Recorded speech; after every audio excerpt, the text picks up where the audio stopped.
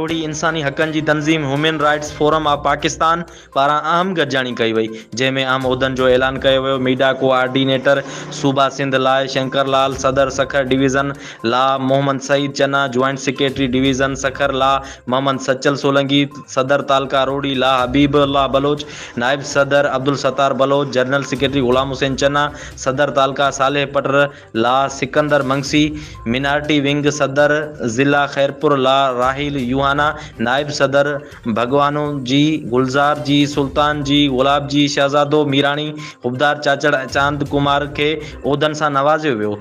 मरकज़ी चेयरमैन अब्दुल मजीद मेतलो उहिदेदारनि खे तंज़ीमी सुञाणप कार्ड ॾिना ऐं गुलनि जा हार पाराए खेसि मुबारकूं ॾिनियूं। वधीक चेयरमैन पंहिंजे ख़िताब में चयो त जिते बि इंसानी हक़नि जी लताड़ थींदी उते असांजी तंज़ीम अहम किरदारु अदा कंदी। सखर डिवीज़न सदर सईद चन्नो जो चवणु हो त असां सोशल माण्हू आहियूं, हमेशह ग़रीब लाचार माण्हुनि लाइ सोच रखण वारा आहियूं।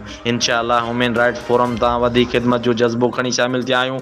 मां सभिनी मुंतख़िब उहिदेदारनि खे मुबारकूं ॾियां थो ऐं उहो पैगाम ॾियां थो त असांखे अल्लाह पाक तरफ़ां इहे प्लेटफॉर्म तोहफ़े में मिलियो आहे। बेपहुच माण्हुनि जी ख़िदमत करे तंज़ीम जो नालो रोशन कबो। ॿियनि अॻवाननि पंहिंजे ख़िताब में चयो त इंशाअल्लाह हिन प्लेटफॉर्म तां असां सभु गॾु आहियूं, ग़रीबनि जी ख़िदमत जारी रखी वेंदी।